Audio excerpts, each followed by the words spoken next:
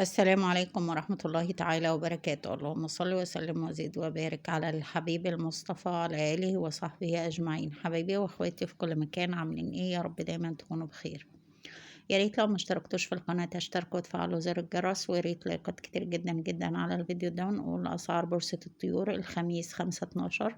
السعر المعلن للفراخ البيضاء 69 جنيه، المستهلك 79 جنيه. الساسو المعلن 80 جنيه، المستهلك 90 جنيه. ويا ريت متشتريش بأكتر